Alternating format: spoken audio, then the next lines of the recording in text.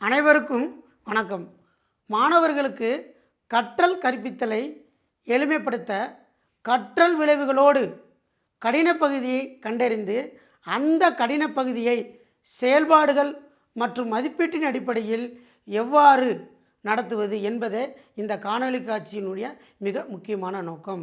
நாம் இன்றைய வகுப்பில் 8ஆம் வகுப்பில் சமூக அறிவியல் பாடத்தில் புவியியல் பாடப்பிரிவில் இடர்கள் என்ற பாடத்தலைப்பில் உள்ள ஒரு கடினமான தலைப்பு தான் அபாயகர கழிவு.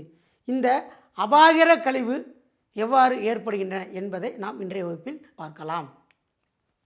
கற்றல் விளைவுகள்: காட்டுத்தீ, நிலச்சரிவு, தொழிற்சாலைகளில் ஏற்படும் பேரிடர்களுக்கான காரணங்கள் மற்றும் ஆபத்தை குறைப்பதற்கான நடவடிக்கைகளை விவரித்தல்.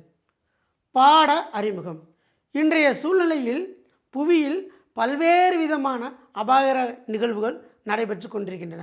அது மனித இனத்தையும் அவர்களின் வாழ்க்கை முறையையும் அழிக்கக்கூடியதாக உருவெடுத்துள்ளது.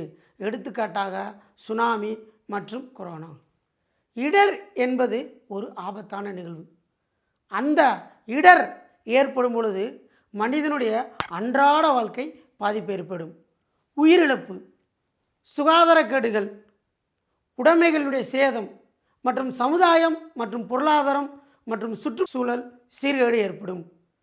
இந்த இடர் உச்சநிலையை அடையும் பொழுது அது பேரிடராக மாறுகிறது. அப்போ பேரிடர் என்றால் என்ன?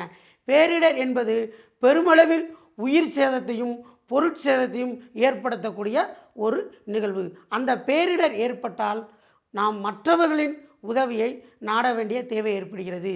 மேலும் அந்த பேரிடரிலிருந்து நீங்குவதற்கு நிறைய நாட்கள் ஆகும். எடுத்துக்காட்டாக தற்பொழுது நம்முடைய தமிழ்நாட்டில் வடகிழக்கு பருவக்காற்றினால் கனத்த மழை பெய்து நம்முடைய தமிழகம் வெள்ளப்பெருக்காடாக காட்சியளித்தது. அந்த பேரிடரிலிருந்து மீள்வதற்கு மக்களுக்கு சிறிது காலமானது. இனி பேரிடருடைய பிரிவுகள். இந்த பேரிடரை 2 பெரும் பிரிவுகளாக நாம் பிரிக்கலாம். ஒன்று இயற்கையினால் ஏற்படக்கூடிய பேரிடர், இரண்டாவது மனிதனால் ஏற்படக்கூடிய பேரிடர். இயற்கையினால் ஏற்படக்கூடிய பேரிடர். அப்போ இயற்கையினால் ஏற்படக்கூடிய பேரிடர் என்றால் என்ன?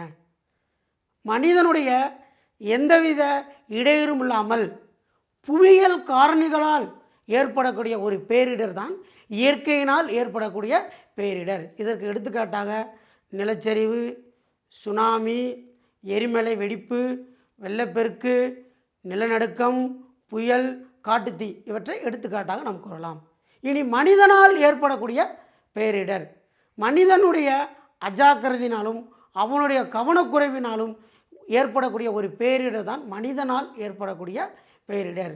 இதற்கு எடுத்துக்காட்டாக தொழிற்சாலைகளில் ரசாயன கழிவு, குண்டு வெடிப்புகள், அபாயகர கழிவுகள், போர், அணைக்கட்டு உடைதல், உள்நாட்டு கலவரம், தொழிற்சாலைகளில் தீ, தீவிரவாத செயல்கள், காற்று, நீர், நிலம் மாசடைதல். இந்த மனிதனால் ஏற்படக்கூடிய பேரிடர்களில் மிகவும் முக்கியமான ஒன்று தான் அபாயகர கழிவு. அந்த அபாயகர கழிவு என்றால் என்ன? அந்த அபாயகர கழிவு எவ்வாறு தாக்கத்தை ஏற்படுத்துகின்றன? அந்த அபாயகர கழிவினால் மனித சமுதாயத்தை எவ்வாறு பாதுகாக்க முடியும் என்பதை பற்றி நாம் இனி விரிவாக காணலாம். பாடப்பொருள் விளக்கம். பேரிடர்களில் மிகவும் அபாயகரமானது மட்டுமல்லாமல் சுற்றுச்சூழல் மற்றும் மனிதர்களுக்கு ஒரு பெருத்த சுகாதார கேடுகளை ஏற்படுத்தக்கூடிய ஒரு மிக கொடிய ஒரு கழிவுதான் அபாயகர கழிவுகள். இந்த அபாயகர கழிவுகளில் பலவிதமான கழிவுகள் ஏற்படுகின்றன. ஒன்று கதிரியக்க பொருட்கள், இரண்டாவது இரசாயன கழிவுகள், மூன்றாவது மருத்துவ கழிவுகள், நான்காவது எளிதில் தீப்பற்றக்கூடிய கழிவுகள், ஐந்தாவது குடிசார் அபாயகர கழிவுகள். இனி கதிரியக்க கழிவுகள், கதிரியக்க பொருட்கள் என்றால் என்ன அப்படின்னா, இந்த கழிவில் மிக முக்கியமானது அனல் மின் நிலையம், அணுமின் நிலையங்கள், அணுசக்தி போன்றவற்றில் பயன்படுத்தக்கூடிய கருவிகள், அதில் பயன்படுத்தப்படாமல் இருக்கக்கூடிய எரிபொருள், இதன் மூலமாக உருவாக்கக்கூடியதான் கதிரியக்க கழிவுகள். இந்த கதிரியக்க கழிவுகள் மனித ஆரோக்கியத்தையும் சுற்றுச்சூழலையும் பாதிக்கும். இந்த கழிவுகள் நீர் மற்றும் உணவுப் பொருட்களோடு சேரும் பொழுது விஷம் மற்றும் மரணத்திற்கு கூட வழிவகுக்கும். இந்த கதிரியக்க கழிவுகளை நாம் எப்படி நீக்கணும்னா, கதிரியக்க கழிவுகளை முதலில் சேமித்து வைக்க வேண்டும்.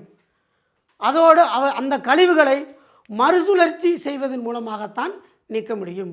இரண்டாவது, ரசாயன கழிவுகள். இந்த கழிவுகள் மரக்கரி, மூலிகை பெட்ரோல், செயற்கை கனிமப் பொருட்கள், கனிம உலோகங்கள், கரிம உலோகங்கள், காரங்கள், உப்புக்கள் மற்றும் அமிலங்கள் போன்ற கழிவுகள் மூலமாக வரக்கூடிய கழிவு. இந்த கழிவு நீரில் நிலத்தில் கலக்கும் பொழுது மாசுபடும். இந்த கழிவுகள் தண்ணீருடைய இருப்பையும் குறைக்கும். அதோடு ஆற்றில் கலப்பதால் நிச்சயமாக நம்முடைய விவசாயம் பாதிக்கப்படும். மூன்றாவதாக, மருத்துவ கழிவுகள். மருத்துவமனைகளில் நோயாளிகளுக்கு சிகிச்சை அளிக்கும் பொழுது உருவாகக்கூடிய ஒரு கழிவு தான் மருத்துவ கழிவு. இந்த கழிவுகளை நாம் முறையாக கையாள வேண்டும். இந்த கழிவுகளை நாம் முறையாக கையாளவில்லை என்றால் நிச்சயமாக நமக்கு பல தொற்று நோய்களை உண்டாக்கும். எனவே இந்த மருத்துவ கழிவுகளை கையாளும் பொழுது மருத்துவ பணியாளர்கள், செவிலியர்கள் போன்றவர்கள் கையுறைகளை அணிந்து கொள்ள வேண்டும். மேலும் இந்த உயிரி மருத்துவ கழிவுகளை நாம் கையாளும் பொழுது சோடியம் ஹைப்போக்ளோரைட் அப்படிங்கிற திரவத்தை பயன்படுத்தணும். அப்படி பயன்படுத்தும் பொழுது தான் அந்த தொற்றுகளை எளிதில் நீக்க முடியும். அடுத்து நான்காவதாக, எளிதில் தீப்பற்றக்கூடிய கழிவுகள். இந்த கழிவுகள் பிளாஸ்டிக் பொருட்கள், பாலித்தீன் பைகள், எண்ணெய்கள், கரிம கரைப்பான்கள் போன்றவற்றிலிருந்து உருவாகக்கூடிய இந்த கழிவு. இந்த கழிவுகளை நெருப்புக்கு பக்கத்தில் அல்லது தீப்பொறிகள் படாமல் நம்ம நிச்சயம் பார்த்துக்கொள்ளணும். அதே மாதிரி நேரடியாக சூரிய ஒளி இந்த கழிவுகளை படக்கூடாது. அப்படி சூரிய ஒளிகள் பட்டுச்சுன்னா எளிதில் இந்த கழிவுகள்னால் தீப்பற்றி நமக்கு நிறைய தொல்லைகளை ஏற்படுத்தும். அடுத்து ஐந்தாவதாக, குடிசார் அபாயகர கழிவுகள். இந்த கழிவுகளுக்கு எடுத்துக்காட்டாக எதை சொல்லணும்னா, பூச்சிக்கொல்லி மருந்துகள், வாகன மின்கலன்கள், வீட்டில் உபயோகம் இல்லாத மின்சார கழிவுகள், கணினி, மடிக்கணினி, செல்போன்கள், பென்ட்ரைவ், தொலைநகலி, கை கடிகாரம், மின்கலன்கள் போன்றவை. இது எல்லாமே குடிசார் அபாயகர கழிவுகள். இந்த குடிசார் அபாயகர கழிவுகளை பல நச்சுத்தன்மையுள்ள காரியம், பாதரசம், இரும்பு, குரோமியம், அலுமினியம் போன்றவற்றெல்லாம் அதில் கலந்திருக்கும். அதனால் மேற்கண்ட அந்த கழிவுகள் கலப்பதனால மனிதர்களுடைய இதயம், அதே மாதிரி கல்லீரல், அதே மாதிரி தொண்டை, நுரையீரல் இதெல்லாம் பாதிப்பு ஏற்படும். இரண்டாவதாக, இந்த குடிசார் அபாயகர கழிவுனால் பார்த்திங்கன்னா நிலத்தடி நீர் மாசு ஏற்படும். அதோட நம்முடைய சுற்றுப்புறச் சூழலுடைய தன்மையும் பாதிக்கும். அதனால் இந்த கழிவுகளை நாம் முறையாக பராமரிக்க வேண்டும். அப்போ எப்படி இந்த கழிவுகளை முறையாக பராமரிப்பதுனா, மறுசுழற்சி செய்வதன் மூலமாக மட்டுமே இந்த கழிவுகளை நாம் என்ன செய்ய முடியும், நீக்க முடியும். எனவே மேற்கண்ட இந்த 5 கழிவுகள் தான் இந்த அபாயகர கழிவுகளை வருகின்றன. அபாயகர கழிவுகளை செயல்பாடுகளினுடைய அடிப்படையில் எவ்வாறு நாம் காண்பது என்பதை விரிவாக நாம் பார்க்கலாம். செயல்பாடு 1, கள ஆய்வு. மாணவர்களை நேரடி அனுபவத்தின் மூலமாக கற்க வைத்தல்.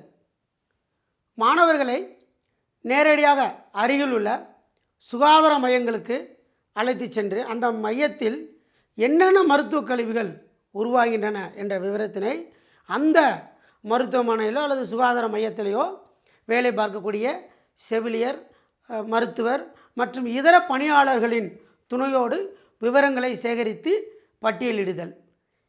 இப்படி பட்டியலிடுவதன் மூலமாக இந்த மருத்துவ கழிவுகள் எவ்வாறு உருவாகின்றன, இந்த மருத்துவ கழிவுகளை அகற்றுவதற்கான வழிமுறைகள் என்ன என்பதை நாம் இந்த கள ஆய்வின் மூலமாக கற்றுக்கொள்ளலாம்.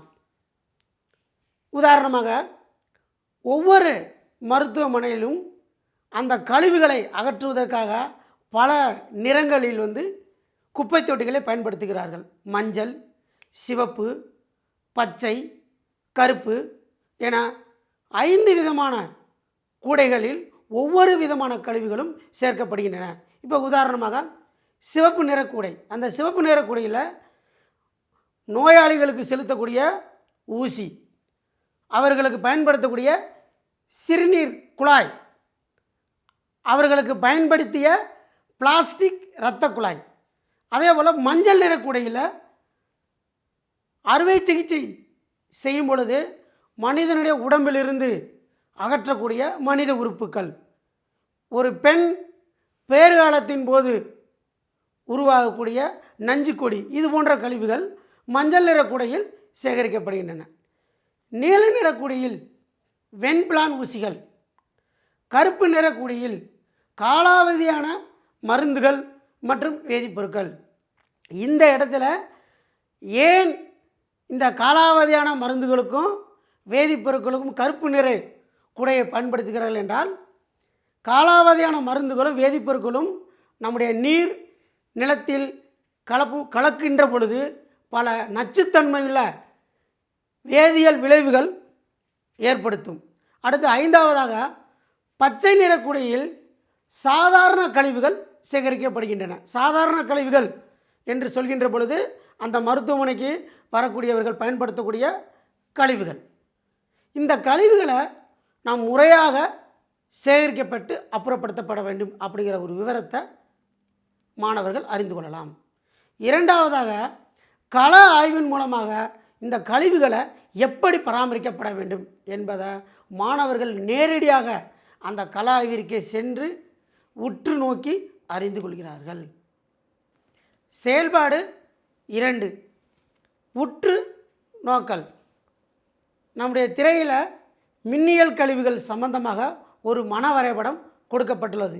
இந்த மன வரைபடத்தை பார்த்து அமெரிக்க ஐக்கிய நாட்டில் எவ்வளவு மின்னியல் கழிவுகள் ஏற்படுகின்றன, நம்முடைய இந்தியாவில் எவ்வளவு மின்னியல் கழிவுகள் ஏற்படுகின்றன என்பதை நாம் காணலாம். அமெரிக்காவில் உலக அளவில் 80% மின்னியல் கழிவு அங்குதான் ஏற்படுகின்றன. அதேபோல் ஆண்டுக்கு 30 மில்லியன் கணினி உற்பத்தியும் அங்கே தான் நடக்கின்றன. அதேபோல் ஆண்டுக்கு 3 மில்லியன் மெட்ரிக் டன் கழிவுகளும் அங்கே தான் உருவாகின்றன. நம்முடைய இந்தியாவை பார்க்கின்ற பொழுது நம்முடைய இந்தியாவில் பெங்களூர் அங்குதான் மின்னியல் கழிவுகள் அதிகமாக உருவாகின்றன. இதற்கு காரணம் அங்கே மின்னியல் தொழிற்சாலைகள், மின்சார தொழிற்சாலைகள் அதிக அளவில் அங்கே இருப்பதனால் பெங்களூர் மின்னியல் தலைநகரம் என்று அழைக்கப்படுகின்றன. அதனால் அங்கே கழிவுகள் அதிகமாக ஏற்படுகின்றன. ஆண்டுக்கு 17 லட்சம் டன் மின்னியல் கழிவு அங்கு உருவாகும். இப்படி உலக அளவில் பார்க்கும் பொழுது இந்தியாவினுடைய மின்னியல் கழிவுகள் எவ்வளவு என்று பார்க்கின்ற பொழுது 4% மின்னியல் கழிவுகள் ஏற்படுகின்றன. இந்த மின்சார கழிவுகள் உலக அளவில் எவ்வாறு தாக்கத்தை ஏற்படுத்தியுள்ளது என்றும் இந்திய அளவில் எவ்வாறு தாக்கத்தை ஏற்படுத்தியுள்ளது என்பதையும் மாணவர்கள் என்ன பண்ணுறாங்க, மனவரைபடத்தை பார்த்து உற்று நோக்கி கற்றுக்கொள்கின்றனர். செயல்பாடு 3, தகவல் சேகரித்தல். ஒவ்வொரு மாணவர்களும் தங்களது வீட்டில் அன்றாட பயன்பாட்டில் என்னென்ன கழிவுகள் உருவாகின்றன என்பதை தங்களுடைய பெற்றோர்களிடமோ அல்லது அண்டை வீட்டாரிடமோ கேட்டு அந்த கழிவுகளை வகைப்படுத்தி கீழ்கண்ட அட்டவணையில் நம்ம பூர்த்தி செய்யலாம். உதாரணமாக நம்ம வீட்டில் உருவாகக்கூடிய கழிவுகள் என்ன என்று பார்க்கும் பொழுது வீட்டில் அழுகிப்போன காய்கறிகள், அன்றாடம் பொருட்கள் வாங்கி செல்வதற்காக பயன்படுத்தக்கூடிய பாலித்தீன் பை, பயன்படாத டீப் லைட், காலாவதியான மாத்திரைகள், தீபாவளிக்கு வாங்கி வெடிக்காத வெடிபொருட்கள், தோட்டத்தில் பயன்படுத்தி காலாவதியான பூச்சிக்கொல்லி மருந்துகள், கட்டு துணிகள், பயன்படாத ரேடியோக்கள் மற்றும் மின்சாதன பொருட்கள், உடைந்த பிளாஸ்டிக் குடங்கள், காகிதங்கள், பேக்கிங் பைகள், இவை எல்லாம் வீட்டில் அன்றாடம் வரக்கூடிய கழிவுகள். இந்த கழிவுகளை நாம் வகைப்படுத்தலாம். மருத்துவ கழிவுகள் எது, எளிதில் தீப்பற்றக்கூடிய கழிவுகள் எது என்று கூட நாம் பிரிக்கலாம். உதாரணமாக மருத்துவ கழிவுகள் என்று பார்க்கின்ற பொழுது மேற்கண்ட அட்டவணையில் நாம் பார்த்தது போல் காலாவதியான மாத்திரைகள் மற்றும் கட்டுத்துணிகள். எளிதில் தீப்பற்றக்கூடிய பொருட்கள் என்று பார்க்கும் பொழுது வெடிபொருட்கள், பூச்சிக்கொல்லிகள், பிளாஸ்டிக் குடங்கள் மற்றும் உரங்கள். இவ்வாறு தகவல்களை நாம் சேகரித்து ஆய்வு செய்வதன் மூலமாக என்னென்ன கழிவுகள் எங்கிருந்து உருவாகின்றன என்பதை மாணவர்கள் அறிந்து கொள்ளலாம். செயல்பாடு 4, நடித்து காட்டுதல். உனது பள்ளியில் சேகரித்து வைக்கப்பட்டுள்ள குப்பை தொட்டியில் திடீரென்று தீப்பிடித்து எரிகின்றது. அருகில் மின்சார கணக்கீட்டு பெட்டி இருக்கின்றது. குழந்தைகளும் அருகில் விளையாடி கொண்டிருக்கிறார்கள். இந்த சமயத்தில் நீ எவ்வாறு செயல்படுவாய் என்பதை நடித்து காண்பித்து விளக்குதல். முதலில் மின் இணைப்பு துண்டிப்பேன். இரண்டாவதாக தீயணைப்பு கருவிகள் மற்றும் மணல் கொண்டு தீப்பிடிக்கும் பொருட்களை அணைக்க முயற்சி செய்வேன். மூன்றாவதாக தீ விபத்து பகுதியில் இருந்து பாதுகாப்பு பகுதிகளுக்கு செல்ல குழந்தைகளை நிர்பந்திப்பேன். நான்காவதாக தீ விபத்து பகுதிக்கு அருகில் உள்ள தீப்பிடிக்கும் பொருட்களை அப்புறப்படுத்துவேன். ஐந்தாவதாக தீயணைப்பு துறையின் அவசர எண்ணிற்கான 101 தொடர்பு கொண்டு வரவழைப்பேன். தீயணைப்பு வண்டி வரும் வரை முடிந்த அளவிற்கு தீயை அணைக்க முயற்சி செய்வேன். இப்படி நடித்து காண்பிப்பதன் மூலமாக கருத்துக்கள் மாணவர்களுக்கு எளிமையான முறையில் சென்றடையும். செயல்பாடு 5, அடையாளம் காணுதல். ஒவ்வொரு கழிவுகளும் என்னென்ன கழிவுகள் என்பதை அடையாளம் காணுதல். உனது ஊரில் ஒவ்வொரு ஆண்டும் போகி பண்டிகை கொண்டாடப்படும்.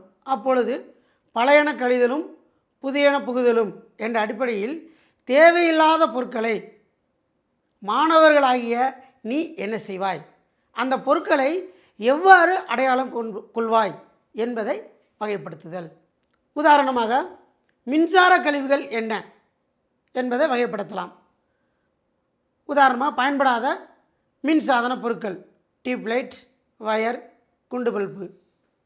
ரசாயன கழிவுகள் நம்ம வீட்டில் விவசாயத்திற்கு உபயோகப்படுத்தப்பட்ட பிறகு மீதமுள்ள பூச்சிக்கொல்லி மருந்துகள், காலாவதியான யூரியா, உரம், சென்ட் போன்ற பொருட்கள். இப்படிப்பட்ட பொருட்களை தரம் பிரிப்பதன் மூலமாக மக்கும் பொருட்கள் எவை, மக்காத பொருட்கள் எவை என்பதை அடையாளம் கண்டு அந்த கழிவுகளை நீக்குவதற்கு உண்டான வழிமுறைகளை நாம் இந்த செயல்பாடுகளின் மூலமாக அறிந்து கொள்ளலாம். செயல்பாடு 6, கலந்துரையாடல். அபாயகர கழிவுகளான குடிசார் கழிவுகள், எளிதில் தீப்பற்றக்கூடிய கழிவுகள், வெடிபொருட்கள் ஆகியவற்றை பற்றி மாணவர்களை 3 குழுக்களாக பிரித்து ஒவ்வொரு குழுவுக்கும் ஒரு தலைப்பை கொடுக்கலாம். முதல் குழு எளிதில் தீப்பற்றக்கூடிய கழிவுகள், இரண்டாவது குழு வெடிபொருட்கள், மூன்றாவது குழு குடிசார் கழிவுகள்.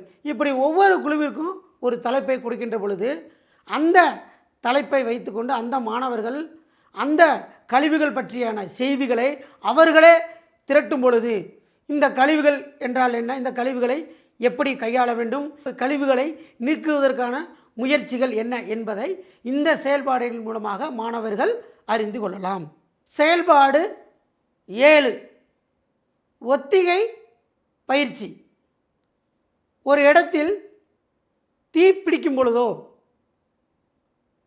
அல்லது ஒரு வீட்டில் தீப்பிடித்து எரிகின்ற பொழுதோ நீ என்ன செய்வாய் என்பதை இந்த செயல்பாடுகளில் ஒத்திகை செய்வதன் மூலமாக நாம் அறிந்து கொள்ளலாம்.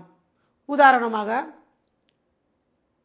என்னுடைய ஊரில் நான் 8ஆம் வகுப்பு படித்து கொண்டிருக்கும் பொழுது எங்கள் ஊருக்கு நடுவே உள்ள ஒரு இடத்தில் அங்கே வைக்கோல், உளுந்தஞ்செடி போன்ற விவசாய பொருட்கள் எல்லாம் அங்கே வைப்பார்கள். அந்த இடத்தில் ஒரு மதிய வேளையில் திடீரென்று வெப்பத்தின் காரணமாக தீப்பிடித்து எரிந்தது.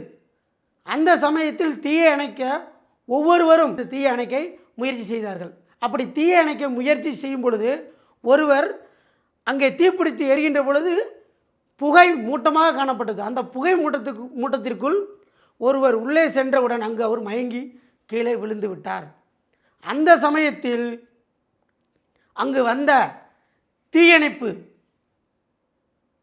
படை வீரர்கள் ஒருவர் திடீரென்று கீழே விழுந்து உருண்டு சென்று அந்த நபரை முன்னாடி உருள வைத்து பின்னாடி உருண்டு அந்த நபரை காப்பாற்றினார். நம்முடைய சட்டையில் திடீரென்று தீப்பிடித்து எரிகின்ற பொழுது நாம் ஓடக்கூடாது.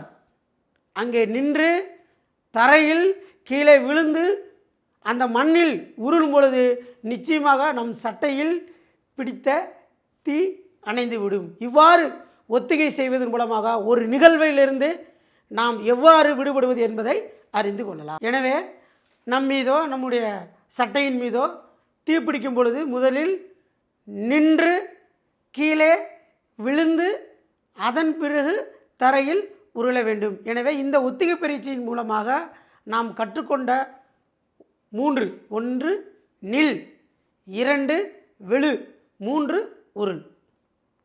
தொகுப்புரை. இந்த அபாயகர கழிவுகளை நாம் என்ன செய்யணும்? முறையாக கையாள வேண்டும். தேவையில்லாத மின்னணு கழிவுகள் இருந்தால் தேவைப்படக்கூடிய மக்களுக்கு தகுந்து உதவலாம். இரண்டாவதாக, மின்னணு கழிவுகளை கீழே போடாமல் வியாபாரிகளுக்கு விற்பதன் மூலமாக பிளாஸ்டிக் மற்றும் உலோகம் என வகைப்படுத்தி மீதி இருக்கும் கழிவுகளை நாம் மறுசுழற்சிக்கு உட்படுத்தலாம். மூன்றாவதாக, பூமிக்கு அடியில் அணுக்கழிவுகளை புதைப்பதை முதலில் நாம் தடுக்க வேண்டும். அப்படி தடுக்கலைன்னா அந்த கழிவுகள் கிட்டத்தட்ட 10,000 ஆண்டுகளுக்கு நச்சுத்தன்மை உடையதாக இருக்கும். நம்முடைய நிலம் பாதிப்படையும்.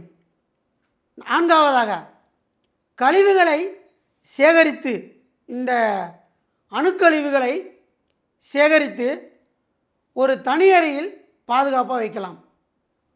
முடிந்த அளவிற்கு அணுக்கழிவுகளை எரிக்கவோ புதைக்கவோ செய்யக்கூடாது. ஆறாவதாக, எளிதில் தீப்பற்றக்கூடிய கழிவுகளில் மக்கும் குப்பை எது, மக்காத குப்பை எது என்று தரம் பிரித்து அந்த கழிவுகளை மக்கும் குப்பை சேர்ந்த கழிவுகளை புதைக்கலாம். மக்காத குப்பைகளை விற்றுவிடலாம். மக்காத குப்பைகளான பிளாஸ்டிக், பாலித்தீன் பை போன்ற கழிவுகளை மறுசுழற்சி செய்வதன் மூலமாக அந்த கழிவுகளை நாம் தடுக்கலாம். மருத்துவ கழிவுகளை அவற்றுக்கென்று உரித்தான ஒரு பெட்டிகளில், குப்பை தொட்டிகளில் சேகரித்து அப்புறப்படுத்தும் பொழுது அவற்றிலிருந்து உருவாகக்கூடிய தொற்று நோயிலிருந்து நோயாளிகள், மருத்துவ பணியாளர்களை நாம் என்ன செய்யலாம்? பாதுகாக்கலாம். ரசாயன கழிவுகள் நீர், நிலம் மற்றும் மண் இதில் கலந்து விடாமல் அவற்றை நாம் பாதுகாக்கப்பட வேண்டும். மொத்தத்தில் அபாயகர கழிவினால் பெரும்பாலானவற்றை நாம் என்ன செய்யணும்? மறுசுழற்சி தான் செய்ய வேண்டும். அந்த கழிவுகளை மண்ணில் புதைக்கவோ எரிக்கவோ குப்பை தொட்டியில் அப்புறப்படுத்தவோ கூடாது. அபாயகர கழிவுகளை பொறுத்தளவு அதற்கு மிகச்சிறந்த அந்த கழிவை அகற்றுவதற்கான மிகச்சிறந்த வழி மறுசுழற்சி. அப்பொழுதுதான் கழிவுகளிலிருந்து ஏற்படக்கூடிய பாதிப்புகளிலிருந்து மனித இனத்தை மீட்க முடியும், நாம் நலமாக வாழ முடியும். எனவே இந்த அபாயகர கழிவுகளை நாம் நல்ல முறையில் நீக்குவதற்கு உண்டான வழிமுறைகளை இந்த வகுப்பின் மூலமாக நாம் அனைவரும் தெரிந்து கொண்டோம். நன்றி, வணக்கம்.